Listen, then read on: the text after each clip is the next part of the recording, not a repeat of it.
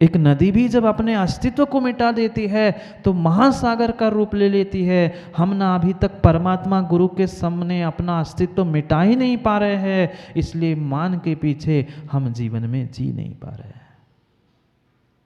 बहुत गहरी बात कह रहे हैं। पढ़े श्लोक को? पढ़ना है कि भागना है? पढ़ लेना फिर भाग जाना, जाना तो सबको है ही, समय तो हो ही रहा है। पढ़ते हैं 20 नंबर के श्लोक में क्या कह रहे हैं अमित गति स्वामी। किसको हरना है, किसको वरना है और किसकी शरण में जाना है। कौन परमात्मा, किसकी शरण, कैसे परमात्मा? उस परमात्मा के एक एक विशेषणों को कह रहे हैं। पढ़ते हैं 20 नंबर को। विलोक्य माने सत्यत्र विश्वम,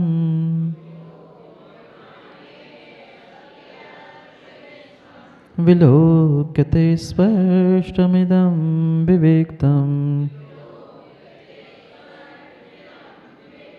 शुद्धं शिवं शान्तिमनाद्यनन्तम्,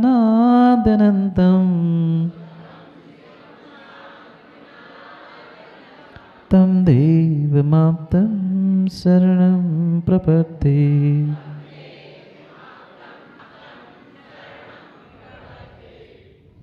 कितनी अच्छी बात कह रहे हैं। मैं शरण तो प्राप्त कर रहा हूँ, पर किसकी शरण? कोई अशुद्ध द्रव्य की नहीं, कोई शवभूत नहीं, जो शुद्धम शिवम शांतम। एक नहीं, तीन तीन विशेषण दे रहे हैं। जो शुद्ध है, शिव स्वरूप को, सिद्ध अवस्था को प्राप्त कर चुके हैं, और जो वास्तव में शांत है।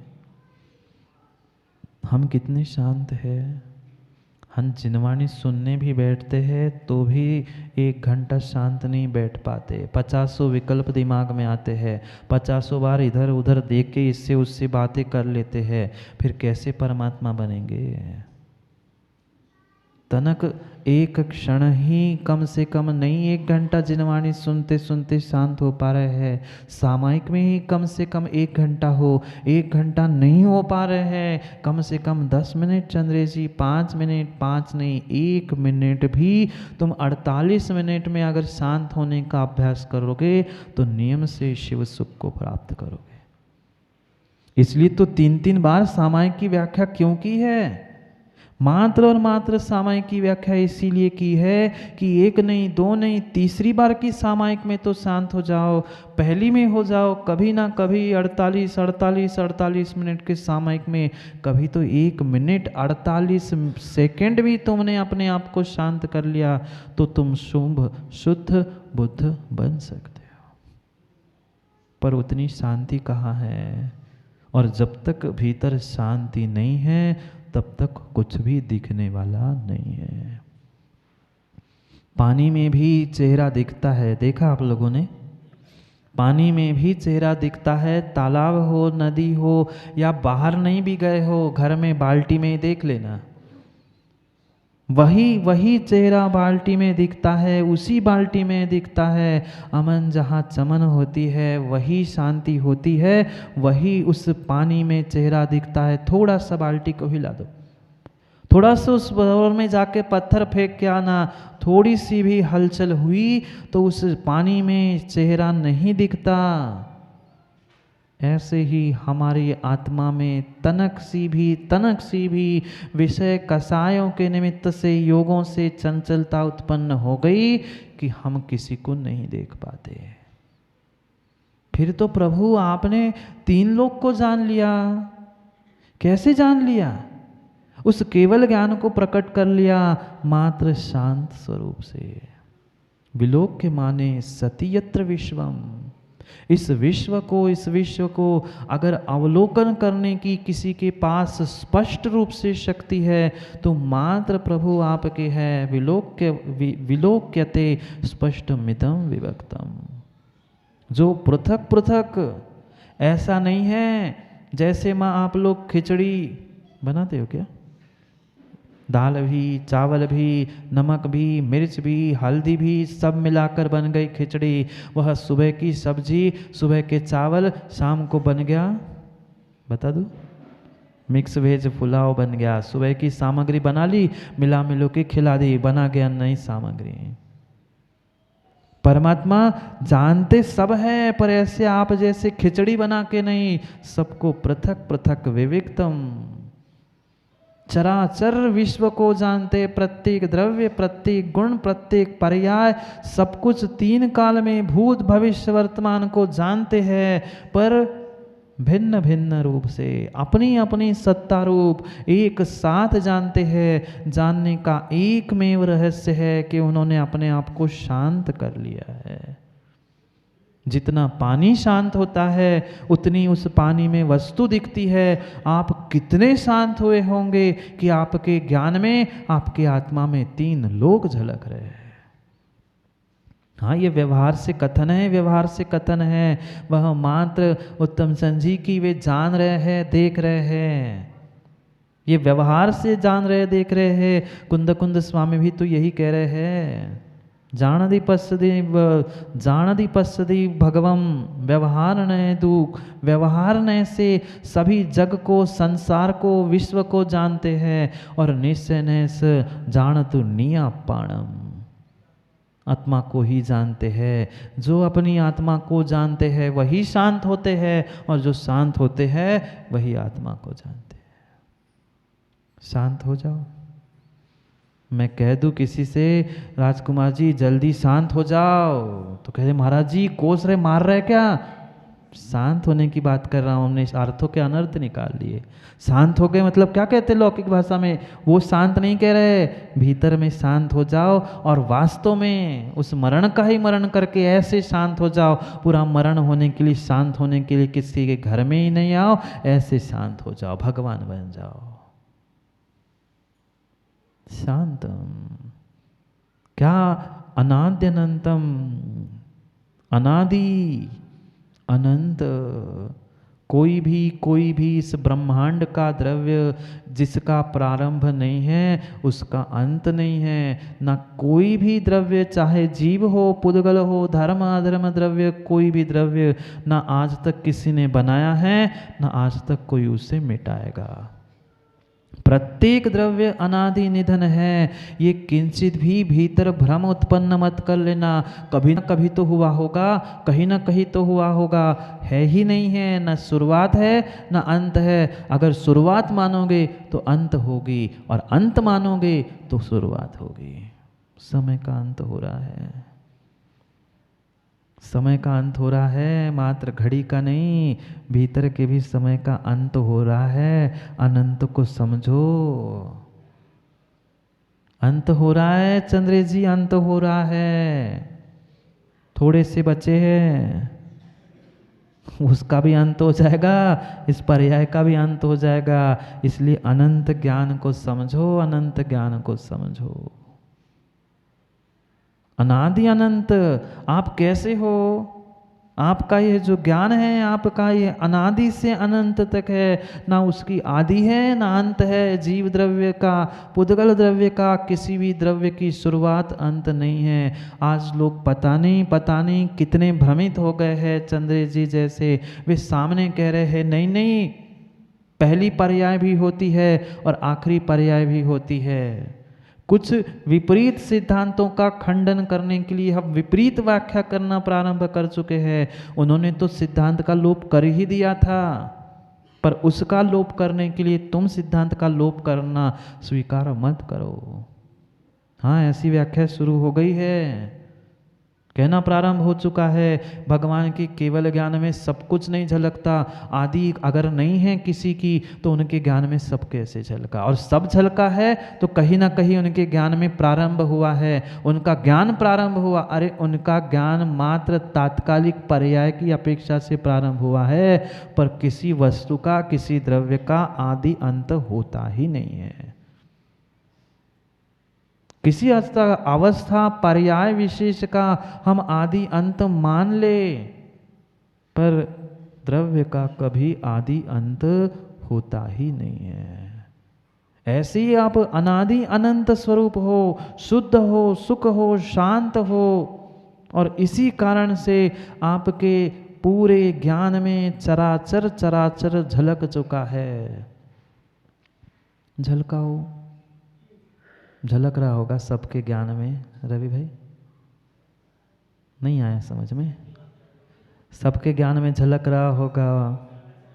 चाबी में बिल्लू बल्लू सोच रहे हैं कब बंद हो जाए, अब कब खोल दे। माँ के ज्ञान में भी किचन झलक रहा होगा। हाँ, दाल को वघार लगाना है, सब्जी बनानी है, इसको खिलाना है, उसको पिलाना है। झलकाओ झलकाओ, ऐसे 3 लोगों को झलकाने का प्रयास कर लो। बाहर के इस विषय भोगों को झलकाने से काम नहीं होगा। अगर झलकाना ही है तो परमात्मा की मूरत झलकाओ, झलकाना ही है तो देव शास्त्र गुरु को अपने भीतर झलकाओ। तभी तुम्हारी शरण सार्थक है, तभी तुम्हारा ये मरण दूर हो सकता है जब तुम इनकी शरण को प्राप्त करोगे। पर क्या करेंगे? वह धुन, वह संगीत मेरे भीतर बजता ही नहीं है। बजता है? बाहर का संगीत तो खूब अच्छे से बजता है, वह फिल्मी धुन तो तुरंत तुरंत हमारे दिलो दिमाग में प्रथम बैठ जाती है। पर वैसी कभी प्रभु भक्ति की, गुरु भक्ति की, गुरु श्रद्धा समर्पण का संगीत मेरे भीतर आज तक गूंज पाया? संगीत का मतलब चंद्रे जी भजन बना के भजन गाना सुलाना बुरा नहीं मानना, पर सत्य यही है। आप कर रहे हैं अच्छी बात है, पर मात्र उतना मतलब धुन नहीं है, संगीत नहीं है। वह भी ठीक है, विषय कषायों का इधर उधर की 4 पंक्ति जोड़ के लिखने से अच्छा है देव शास्त्र गुरु की पंक्तियों, उनकी भक्ति का उनके विषय में लिख रहे हो, वो फिर भी ठीक है, पर उतने से काम नहीं बनेगा। ये भी परम सत्य है। वह भीतर से एक धुन, भीतर से एक संगीत बजना चाहिए। देखना वही फिल्म सुपर डुपर हिट होती है जिसमें अधिक संगीत और गाने सब कुछ होते हैं। क्यों हंस रहे हो नेहिल? आसमान से टपक के थोड़ी आया हूँ यहाँ, सब कुछ देख के समझ के छोड़ के आया हूँ। समझ गया था इसलिए छोड़ के आया हूँ, अभी आप लोग समझे नहीं हो इसलिए बेचारे उलझे पड़े हो।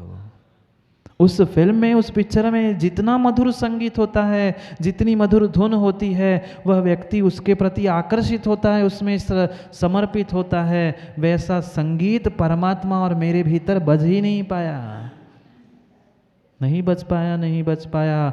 कई वैज्ञानिकों ने साक्षात प्रयोग किए उस संगीत से। गाय को धोने समय जब गाय से दूध लगाते हैं, पक्का जाके देख लेना, कई अभी प्रयोग कई पढ़ रहा था मैं कि गाय को जब दूध निकालते समय अगर विशिष्ट कोई संगीत बजा देते हैं तो गाय दुगना दूध देती है और दुलार करती है और विशेष विशेष, क्योंकि ये पक्का है। जैसे बाहर के वे संगीत के शब्द है, धुन है, उससे हमारे विज्ञान भी कहता है भीतर एक विशेष रसायन सिक्रिट होता है जिसके कारण से हमारे हार्मोन्स हमारे सब बदलते हैं। ऐसे आज तक प्रभु की भक्ति में हमारे कभी हार्मोन्स नहीं बदले। हार्मोन्स क्या, हमारे भाव तक नहीं बदले, हमने अपने वेदी के सामने के स्थान तक नहीं बदले। माँ बदले? हमने वेदी तक नहीं बदली, परमात्मा तक नहीं बदले, कुछ भी तो नहीं बदला। हार्मोन्स क्या खाक बदलेंगे? हमारे परमात्मा धर के ले जाओ घरे आपने, हमारे परमात्मा तो भाई ये व्यवस्था हम नहीं समझ पा रहे हैं। व्यवस्था नहीं है, ये अपने स्वयं को व्यवस्थित होने की व्यवस्था बताई जा रही है। प्रकाश चंद जी बहुत बहुत बहुत अच्छा कर रहे हो आप, बहुत बड़ा जिनबिंब और उस मंदिर को विराजमान कर रहे हो, पर जीवन में ये पक्का पक्का निर्णय करके जाना, मैंने जीवन की पूंजी परमात्मा की प्रतिमा बनाने की लगा ली, अब परमात्मा मेरे नहीं है। ये पक्का निर्णय करना हो जाएगा पंचकरण, तब तक तो ठीक है, कहते रहना हमारे हमारे, पर जिस दिन परमात्मा पाषाण की प्रतिमा परमात्मा की प्रतिमा हो जाएगी, उस दिन संकल्प कर लेना मन में, अब ये प्रतिमा मेरी नहीं है, ये परमात्मा प्रतिमा आदिनाथ भगवान की है, मेरी नहीं है, न पत्थर की है। अगर ऐसा समर्पण होगा तभी तुम्हें आदिनाथ भगवान की कुछ ऊर्जा और वहाँ से कुछ मिलेगा। अगर यही सोचते रहेंगे चंद्र जी नहीं वो तो मेरी प्रतिमा है, मेरी प्रतिमा है, तो तेरी प्रतिमा है तो प्रतिमा का हटा के तू ही जाके वेदी पे बैठ जा चक्रे जी। भाई भगवान की प्रतिमा है, भगवान के प्रति समर्पण चाहिए, मात्र प्रतिमा के प्रति और नाम के प्रति नहीं। शरण किसकी? किसी पाषाण की नहीं, किसी मान सम्मान नाम की नहीं, भगवान की शरण जाना है। जो शुद्ध बुद्ध हो चुके, तीन लोग को जान रहे हैं, उनके प्रति उस मधुर श्रद्धा के संगीत के साथ समर्पण होना चाहिए। ये भी प्रयोग हो चुके खेतों में, कई खेतों में संगीत लगाकर फसल उगाने का प्रयास किया, वहाँ दुगनी फसल और समय से पहले फसल उग गई थी। इसलिए जाने का तो समय हो गया है। जाते हैं परमात्मा की शरण में। संसार की प्रत्येक की शरण मैंने प्राप्त करके देख ली, पर उनके शरण से मेरा आज तक मरण मरण और मरण ही होता रहा। अब उस मरण से बचने के लिए, हमारे करण और चरण को सुधारने के लिए प्रभु आपकी चरण शरण में आया हूँ। अब मेरे दुखों का हरण कर लो, क्योंकि अन्यथा शरणम नास्ति। माँ उतनी ही पंक्ति जो याद है वही दोहरा देना। एक ग्रामपति जो होए, सो भी दुखिया दुख होए। आप तीन भुवन के स्वामी, दुख मेटो अंतर्यामी। आपकी शरण आया हूँ। अब प्रभु आपका सेवक, आपका भक्त आया हूँ। अब आप समझो, आपका काम जाने। मैं तो आपकी शरण आया हूँ। आपने मेरे दुख सुख सब कुछ जाना है। आप शुद्ध बुद्ध बन चुके हो, तो आप ही मुझे भी वैसा बनाने का प्रयास करो। इसलिए समय का हो गया है। कल पुनः, हाँ, मेरे अवगुण न चितारो। आगे का तो पंडित जी कहा ना, पढ़ लिया, पर हम तो अवगुण नहीं चितार पा रहे हैं। दूसरों के अवगुण चितार चितार के हम तो चीता बन गए, और परमात्मा से कह रहे हैं मेरे अवगुण न निहारो। अवगुण के अलावा भरा क्या है मेरे पास? अपनो विरद समारोह। आपका ये भक्त है, आप ही का तो भक्त है, आप ही संभाल लो। अवगुणी हूँ, पापी हूँ, रागी द्वेषी सब हूँ। अब उस अवगुणों को प्रभु ना निहारो। आपका ही चेला, आपका ही भक्त हूँ। अब आप ही मुझे तार दो कि टार दो। अब आप ही समझ लो, टार दो कि तार दो। शब्दों में बस मात्र उच्चारण का अंतर है कि टारने हैं कि तारने हैं। तरने हैं तो शरण आना पड़ेगा, बिना शरण के तर नहीं सकते, और बिना तरे संसार पार नहीं कर सकते। समय पार हो गया है, करेंगे कल पुनः समय पर समय की बात, क्योंकि समय पे किया गया काम समय को दिलाता है। बोली भगवान महावीर स्वामी की।